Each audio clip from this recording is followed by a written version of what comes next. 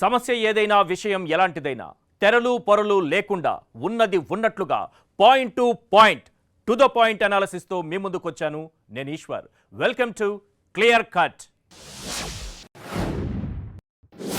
హుజూరాబాద్ రాజకీయం భగ్గుమంటోంది. ఎన్నికలెప్పుడో ప్రకటన రాకపోయినా, ఏ పార్టీ అభ్యర్థి ఎవరు అన్న క్లారిటీ లేకపోయినా యుద్ధం మాత్రం అంతకు మించి అనిపిస్తోంది. మరి పార్టీల వ్యూహాలు ఎలా ఉండబోతున్నాయి? ఆత్మగౌరవం నినాదంతో పాటు సానుభూతి పొందే ప్లాన్తో ముందుకెళ్తున్న ఈటెలకు దీటుగా అభ్యర్థులను నిలబెట్టేందుకు పార్టీలు ఎలాంటి కసరత్తులు చేస్తున్నాయి? కారు పార్టీ అభ్యర్థి ఎవరో ఫిక్స్ అయిందా? కేసీఆర్ మనసులో ఏముంది? తేల్చేద్దాం క్లియర్ కట్గా. ఇక సెకండ్ ఇష్యూ, నీళ్లు ఉండేది యుద్ధాల కోసమే. ఇరుగు పొరుగు ఊళ్ళు రాష్ట్రాలు ఇలా చరిత్ర దాటొచ్చి చూస్తే నీళ్ల కోసం జరుగుతున్న యుద్ధాలు అన్నీ ఇన్ని కావు. అయితే ఏపీ తెలంగాణ జలజగడంతో తెలుగు రాష్ట్రాల జుట్టు కేంద్రానికి చిక్కినట్లయింది. కొత్తగా కృష్ణా గోదావరి బోర్డులకు పూర్తి అధికారాలు కల్పిస్తూ కేంద్రం గెజెట్ తీసుకొచ్చింది. దాన్ని వైసీపీ సర్కార్ స్వాగతించింది. అయితే ఈ గెజెట్తో రాయలసీమకు నష్టమని సీమ నేతలు మండిపడుతున్నారు. మరోవైపు కృష్ణా జలాల్లో 50-50 ఇవ్వాల్సిందే అంటూ తెలంగాణ పట్టుబడుతోంది. గెజెట్తో నిజంగా రాయలసీమకు నష్టమా? తెలంగాణ కోరుతున్నట్టు 50-50 సాధ్యమా? తేల్చేద్దాం క్లియర్ కట్గా. ఇక థర్డ్ ఇష్యూ, నిఘా ఉన్న రాజు దూరంలో జరిగేది కళ్ల ముందు చూస్తాడన్నది చాణక్యుడి మాట. ఇప్పుడు పెగాసస్ విషయంలో అది కరెక్ట్ అనిపిస్తోంది. ఈ ఒక్క పేరు ఇప్పుడు ప్రకంపనలు రేపుతోంది. రాజకీయాన్ని షేక్ చేస్తూ పార్లమెంటును పట్టి కుదిపేస్తోంది. ఇంతకీ అసలేంటి పెగాసస్? విపక్షాలు ఏమంటున్నాయి? కేంద్రం ఏం చెబుతోంది? తేల్చేద్దాం క్లియర్ కట్గా.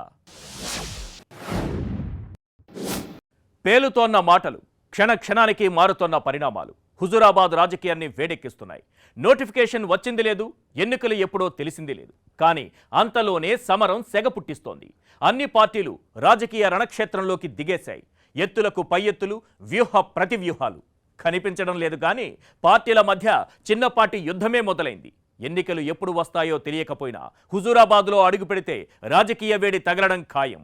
అయితే పార్టీలకు అభ్యర్థులు ఇప్పటి వరకు ఖరారు కాకపోయినా ఎన్నికల సమరం మాత్రం పీక్స్లో కనిపిస్తోంది. టీఆర్ఎస్ తరపున అభ్యర్థిగా ఎవరికి అవకాశం దక్కనుంది? అసలు పార్టీలో ఎలాంటి ప్రచారం జరుగుతోంది? ఒక్కసారి మనం చూద్దాం. విద్యార్థి నాయకుడు గెల్లు శ్రీనివాస్ పేరు ప్రధానంగా వినిపిస్తోంది. గెల్లు శ్రీనివాస్కు ఛాన్స్ దక్కబోతోందా? సీఎంతో మీటింగ్లో గెల్లు శ్రీనివాస్ ఎందుకు కూర్చున్నారు? ఈ మధ్య సీఎంతో మీటింగ్లో ఆయన కూర్చోవడమే ఈ ప్రచారానికి అసలైనటువంటి అవకాశం కల్పించింది. గోల్డెన్ ఛాన్స్ కౌశిక్ రెడ్డిని వరించబోతోందా అన్న ప్రశ్న కూడా మెదులుతోంది. కేసీఆర్ వ్యూహాలు ఎలా ఉండేటటువంటి అవకాశం ఉంది? అభ్యర్థి ఎంపికకు సంబంధించి టీఆర్ఎస్ విషయానికి వస్తే రకరకాల పేర్లు వినిపిస్తున్నాయి. ముఖ్యంగా టీఆర్ఎస్వి అధ్యక్షుడు గెల్లు శ్రీనివాస్ యాదవ్ పేరు ప్రధానంగా చర్చకు వస్తోంది. మంగళవారం కేసీఆర్ నిర్వహించిన ఓ సమీక్షా సమావేశంలో శ్రీనివాస్ యాదవ్ కనిపించారు. ఇదే ఆ మీటింగ్కి సంబంధించినటువంటి పిక్చర్. గెల్లు శ్రీనివాస్ యాదవ్ ముఖ్యమంత్రి నిర్వహించినటువంటి ఓ సమావేశానికి హాజరయ్యారు. ఇలాంటి మీటింగ్స్లో ఎప్పుడూ కనిపించని వ్యక్తి హుజూరాబాద్ ఎన్నికల వేళ ఎందుకు ప్రత్యక్షమయ్యారు? ఆయనకే అవకాశం దక్కబోతోందా అన్న చర్చ నడుస్తోంది. సామాజిక సమీకరణాల లెక్క ప్రకారం ఈటెలకు పోటీగా బీసీ నాయకుడికే అవకాశం ఇవ్వాలి అని కేసీఆర్ అనుకుంటున్నారని, అందుకే సమావేశంలో శ్రీనివాస్ యాదవ్ కనిపించారన్నది మరో పాయింట్. ఇక ఈ మధ్య కాంగ్రెస్కు గుడ్ బై చెప్పిన కౌశిక్ రెడ్డి గులాబీ కండువా కప్పుకున్నారు. టికెట్ ఎవరికి ఇచ్చినా పార్టీని గెలిపించుకుంటామని అంటూనే కొత్త మెలిక పెట్టారు ఆయన. నియోజకవర్గాన్ని అభివృద్ధి చేయకపోతే మళ్లీ ఓట్లు అడగనని అన్నారు. టీఆర్ఎస్ నుంచి కౌశిక్ రెడ్డి టికెట్ ఆశిస్తున్నారు. అందుకే ఇలాంటి మెలికలతో మాటలను ట్విస్ట్ చేస్తున్నారు. కౌశిక్ రెడ్డి ఏమన్నారో ఒకసారి మనం స్క్రీన్ పైన చూద్దాం. నేను మా హుజూరాబాద్ ప్రాంత ప్రజలను ఒక్కటే కోరుతా ఉన్నాను. రాజేందర్ గారికి మీరు 18 సంవత్సరాల నుంచి అవకాశం ఇచ్చారు, 7.5 సంవత్సరాల నుంచి మంత్రిగా కూడా అవకాశం ఇచ్చారు. ఈసారి ఒక్క అవకాశం టీఆర్ఎస్ పార్టీకి ఇవ్వండి. 2 సంవత్సరాలే అడుగుతా ఉన్నాం. మేము అభివృద్ధికి ఇట్లా చేయకపోతే ఈ 2 సంవత్సరాలలో 2023లో హుజూరాబాద్ ప్రాంతంలో మీరు టీఆర్ఎస్ పార్టీకి ఓటు వేయకండి. కానీ ఇవాళ మనకి రాజేందర్ గెలిస్తే రాజేందర్కి లాభం, కానీ మనం టీఆర్ఎస్ పార్టీని గెలిపించుకుంటే ప్రజలకి లాభం, మన అభివృద్ధికి లాభం అని చెప్పి సందర్భంగా హుజూరాబాద్ ప్రజలందరినీ కూడా ఇది గమనించి ఆలోచించాల్సిందిగా విజ్ఞప్తి చేస్తా ఉన్నాను. రైట్, టీఆర్ఎస్ సంగతి సరే, మరి బీజేపీ విషయంలో ఏం జరుగుతోంది? అభ్యర్థి విషయంలో క్లారిటీ వచ్చినట్లేనా? అభ్యర్థి విషయంలో బీజేపీ క్లారిటీకి సంబంధించి కొన్ని అంశాలున్నాయి. అవి ఒక్కసారి మనం స్క్రీన్ పైన చూద్దాం. అభ్యర్థి విషయంలో బీజేపీలో క్లారిటీ ఉన్నట్టుగా కనిపిస్తోంది. ఇక రెండవ అంశం, పాదయాత్రతో సంకేతాలను పంపినటువంటి ఈటెల ఇప్పటికే పాదయాత్ర మొదలు పెట్టడం ద్వారా తానే అభ్యర్థిని అన్న విషయాన్ని ప్రజల్లోకి తీసుకెళ్లారు. ఈలోపే కొత్త ట్విస్ట్ ఈటెల భార్య జమున ఇచ్చారు. ఇది చాలా ప్రధానమైనటువంటి ట్విస్ట్. హుజురాబాద్ ఉప ఎన్నిక అభ్యర్థి విషయంలో బీజేపీ విషయంలోనే కాస్తో కూస్తో క్లారిటీ కనిపిస్తోంది. ఈటెల ఇప్పటికే పాదయాత్ర మొదలుపెట్టారు. ఆత్మగౌరవ నినాదంతో మొదలుపెట్టిన ఆయన ఇప్పుడు సానుభూతి అస్త్రాలు సంధిస్తున్నారు. పోటీలో నిలిచేది తానే అని సంకేతాలు పంపిస్తున్నారు. అయితే ఇలాంటి సమయంలో వ్యవహారం ట్విస్ట్ తీసుకుంది. తానైనా పోటీ చేయొచ్చంటూ ఈటెల భార్య జమున కామెంట్స్ చేశారు. దీంతో ఇప్పుడు బీజేపీ అభ్యర్థి విషయంలో కొత్త చర్చ మొదలైంది. ఇంతకీ జమున ఏమన్నారో ఒకసారి మనం స్క్రీన్ పైన చూద్దాం. పోటీలు అంటే నేనున్నా ఒకటే, ఈటల రాజేందర్ గారు ఉన్న ఒకటే. ఎందుకంటే ఈటల రాజేందర్ గారు ఉద్యమంలో ఉన్నప్పుడు ప్రతిసారి నేను వెనుకుండి ఉద్యమం నడిపించిన, ప్రచారం చేసేటప్పుడు కూడా వెనుకుండి ప్రచారం చేసిన. కాబట్టి ఎవరికి ఛాన్స్ వస్తే వాళ్ళు ఉండొచ్చు అనే అభిప్రాయంతో ప్రజలు అంటున్నారు. కాకపోతే గుర్తు అయితే సేమే ఉంటుంది, మనుషులు మారుతారు అంతే. రైట్. ఇక కాంగ్రెస్ విషయానికి వస్తే అభ్యర్థిగా ఎవరికి ఛాన్స్ రాబోతోంది? కొత్త పేరు తెర మీదకి రాబోతోందా? ఒక్కసారి మనం పరిశీలిద్దాం. ఇప్పటికే అనేక పేర్లు కూడా మనకు వినిపించాయి. పొన్నం ప్రభాకర్ పేరు కూడా ఇప్పటికే నియోజకవర్గంలో వినిపించింది. పోటీకి పొన్నం ప్రభాకర్ సుముఖంగా ఉన్నారా లేరా అన్న ప్రశ్న ఇప్పుడు వినిపిస్తోంది. పత్తి కృష్ణారెడ్డి టికెట్ కోసం ప్రయత్నాలు మొదలుపెట్టారనేటటువంటి వార్తలు కూడా అందుతున్నాయి. అదే సమయంలో పెద్దిరెడ్డి లాంటి నాయకులు ఎలాంటి ట్విస్ట్ ఇవ్వబోతున్నారనే చర్చ ఇప్పుడు నియోజకవర్గంలో కనిపిస్తోంది. అభ్యర్థి విషయంలో కాంగ్రెస్ పార్టీలోనూ క్లారిటీ లేకుండా పోయింది. కిసాన్ కాంగ్రెస్ నాయకుడు పత్తి కృష్ణారెడ్డి పేరు ఇప్పుడు ప్రధానంగా వినిపిస్తోంది. అలాగే పొన్నం ప్రభాకర్ను ప్రధాన అస్త్రంగా భావిస్తున్న కాంగ్రెస్ ఆయనను బరిలోకి దింపేందుకు ప్రయత్నాలు చేస్తోంది. అయితే పార్లమెంటుకు వెళ్లాలన్న ఆలోచనలోనే పొన్నం ఉన్నారని, హుజూరాబాద్లో పోటీకి సుముఖంగా లేరని తెలుస్తోంది. ఈటెలకు దీటుగా కారు పార్టీ జోరు ముందు నిలబడేలా అభ్యర్థిని నిలపడమన్నది నిజానికి కాంగ్రెస్ పార్టీ ముందున్న అతిపెద్ద సవాల్. మరి అధిష్టానం నిర్ణయం ఎలా ఉంటుందో చూడాలి. ఇక మొత్తం హుజూరాబాద్ వ్యవహారంలో పెద్దిరెడ్డి కీలకంగా మారారు. బీజేపీలో ఆయన అసంతృప్తితో ఉన్నట్లుగా తెలుస్తోంది. ఉప ఎన్నికల్లో అధికార పార్టీకే విజయావకాశాలు ఉంటాయని 10 టీవీ రచ్చబండలో ఆయన కుండ బద్దలు కొట్టారు. అది జరిగిన తరువాత ఈటెల వెళ్లి పెద్దిరెడ్డిని కలిశారు. మరి ఆయన కూలయ్యారా లేదా అన్నది ఇప్పుడు కీలకం. కాంగ్రెస్ నుంచి టికెట్ ఆఫర్ వస్తే హస్తంగూటికి చేరుతారన్నది హుజూరాబాద్లో నడుస్తున్నటువంటి టాక్. రాజకీయంగా అనూహ్య నిర్ణయాలు తీసుకునే కేసీఆర్ అభ్యర్థి విషయంలో ఓ క్లారిటీకి వచ్చేశారా? ఇప్పుడు ఒకసారి మనం చూద్దాం. అభ్యర్థి ఎవరన్నది కేసీఆర్ ఫిక్స్ చేసేశారా? ఎమ్మెల్సీ ఎన్నికల వ్యూహాన్నే మళ్ళీ ఆయన అనుసరించబోతున్నారా? ఆఖరి నిమిషంలోనే అభ్యర్థిని ఖరారు చేస్తారా? ఎందుకంటే ఎమ్మెల్సీ ఎన్నికల్లో కూడా ఆఖరి నిమిషంలోనే అభ్యర్థిని ఖరారు చేశారు. ప్రత్యర్థులకు అంతు చిక్కని స్థాయిలో కేసీఆర్ రాజకీయ వ్యూహాలు ఉంటాయనడంలో ఎలాంటి అనుమానం లేదు. అభ్యర్థి ఎంపిక నుంచి ప్రచార స్ట్రాటజీ వరకు తన మార్క్ ప్లానింగ్తో పార్టీ శ్రేణులకు దిశానిర్దేశం చేస్తారు. ఎమ్మెల్సీ ఎన్నికల సమయంలో చివరి నిమిషంలో పార్టీ అభ్యర్థిని ప్రకటించి పీవీ కూతురును తెరమీదికి తెచ్చి బీజేపీకి బ్రేకులేసి విక్టరీ కొట్టేశారు. అదే వ్యూహం, అదే స్ట్రాటజీ ఇప్పుడు హుజూరాబాద్లోనూ ఫాలో కాబోతున్నారని స్పష్టంగా తెలుస్తోంది. ఆత్మగౌరవం, సానుభూతి అస్త్రాలుగా బరిలో ఉన్నటువంటి ఈటెలకు చెక్ పెట్టే అభ్యర్థి కేసీఆర్ మనసులో ఉన్నానన్నది మాత్రం క్లియర్ కట్.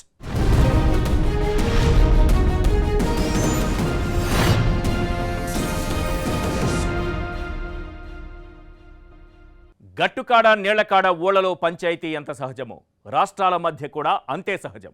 కృష్ణా గోదావరి నదీ జలాల పరిధిని నిర్ణయిస్తూ కేంద్రం విడుదల చేసిన గెజెట్ తెలుగు రాష్ట్రాల్లో దుమారం రేపుతోంది.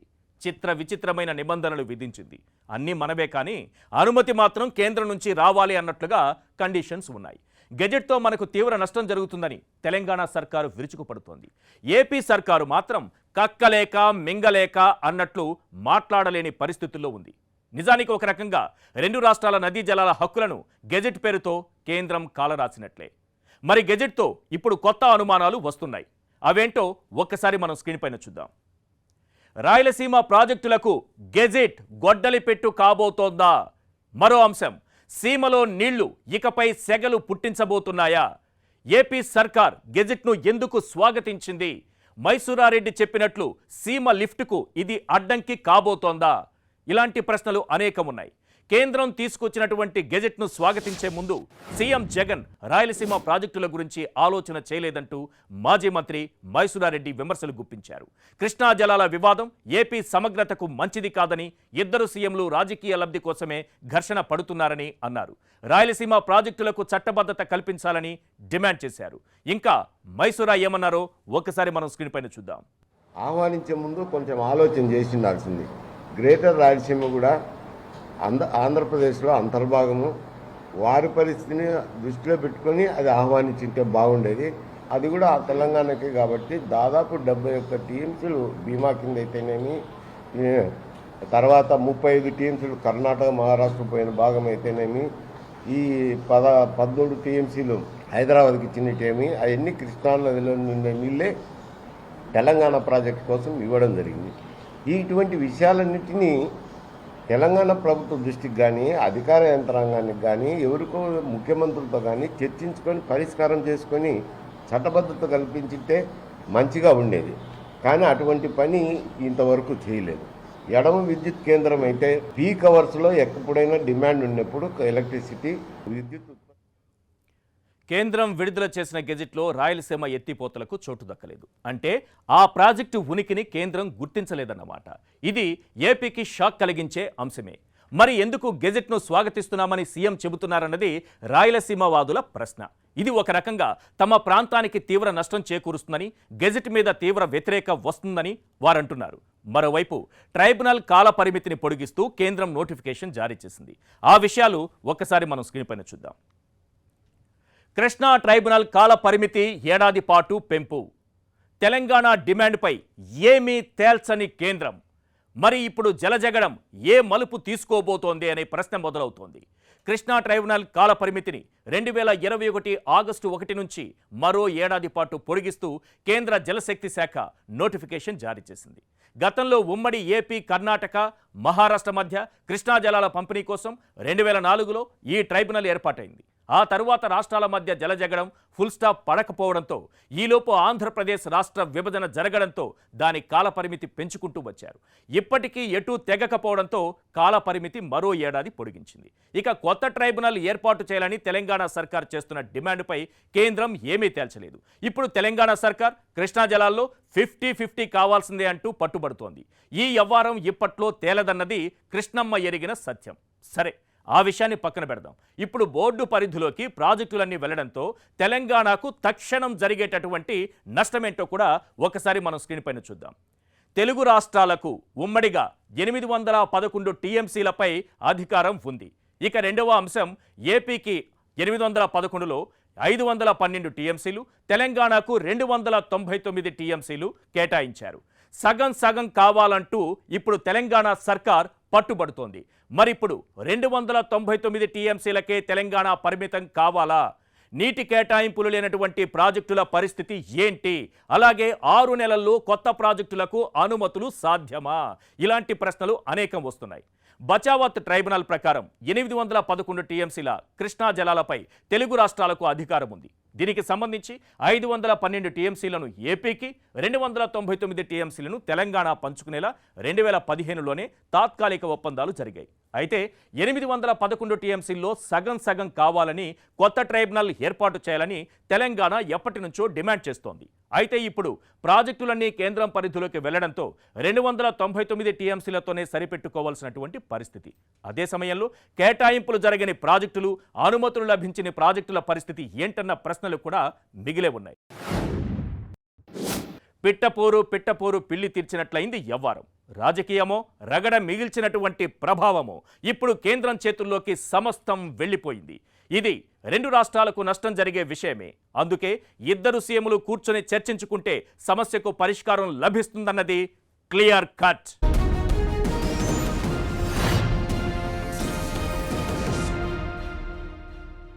పెగాసస్ వ్యవహారం ఇప్పుడు రాజకీయాన్ని షేక్ చేస్తోంది. సుప్రీంకోర్టు జడ్జ్, పలువురు కేంద్ర మంత్రులతో సహా రాహుల్ గాంధీ, మమతా బెనర్జీ, కుమారస్వామి, ప్రశాంత్ కిషోర్ లాంటి రాజకీయ నేతలు, అధికారులు, జర్నలిస్టులు, సామాజిక కార్యకర్తల ఫోన్లోకి పెగాసస్ స్పైవేర్ చొప్పించారన్న విషయం ఇప్పుడు రాజకీయాన్ని, పార్లమెంటు సమావేశాలను కుదిపేస్తోంది. ఉగ్రవాద కార్యకలాపాల కట్టడికి ప్రభుత్వాలకు మాత్రమే సాఫ్ట్వేర్ అందిస్తున్నామని పెగాసస్ క్రియేట్ చేసిన సంస్థ చెబుతోంది. అయితే ఈ రగడకు తమకు ఎలాంటి సంబంధం లేదని కేంద్రం అంటోంది. ఇలాంటి వాదనల మధ్య నిఘా నిజమే అంటున్న ఫోరెన్సిక్ సాక్ష్యాలను మాత్రం కొట్టిపారేయలేం. రాజకీయ నాయకులు, కేంద్ర మంత్రులు, జర్నలిస్టులు సహా 300 మందికి పైగా ప్రముఖులపై కేంద్రం పెగాసస్ నిఘా పెట్టిందని విపక్షాలు భగ్గుమంటున్నాయి. ఇక పెగాసస్ పై బెంగాల్ సీఎం మమతా బెనర్జీ సంచలన వ్యాఖ్యలు చేశారు. పేద ప్రజలకు నగదు అందుబాటులో ఉంచమంటే స్పయింగ్ గిరి కోసం వేల కోట్లు ఖర్చు చేస్తారని విరుచుకుపడ్డారు. దీది ఇంకా ఏమన్నారో ఒక్కసారి మనం స్క్రీన్ పైన చూద్దాం. रोज डिस्टर्ब कर रहा है every day, each and every day. चुनाव का पहले हम एक मीटिंग किया, हमारा साथ फोन था, लेकिन हमको बैठ के मीटिंग किया. हम पीके अभिषेक क्या किया, वो लोगों ने पूरा रिकॉर्डिंग करके लिया. मीटिंग में क्या बोला वो भी ऑडियो था, वीडियो का बात नहीं था, जस्ट ऑडियोबल था. पूछिए, वो पेगासस में पूरा रिकॉर्डिंग करके ले लिया कि पूरा हम मीटिंग में क्या चर्चा किया. अगर ऐसे आप इलेक्शन लड़ोगे तो क्या सोचते हैं कि जिंदगी भर आपको ऐसे ही इलेक्शन लड़ेगा? నిజానికి పెగాసస్ అనేది వరల్డ్ వైడ్గా 2016లోనే వెలుగులోకి వచ్చింది. అయితే 2019లో ఇది ఇండియాలో కలకలం రేపింది. వాట్సాప్ ద్వారా కొన్ని కనిపించని మెసేజ్లు వచ్చాయని, వాటితో తమ ఫోన్లలోకి పెగాసస్ చొప్పించారని కొందరు జర్నలిస్టులు, హక్కుల కార్యకర్తలు ఆరోపించారు. అప్పట్లో భారత్కు చెందిన 121 మంది ఈ సాఫ్ట్వేర్ బారిన పడ్డారు.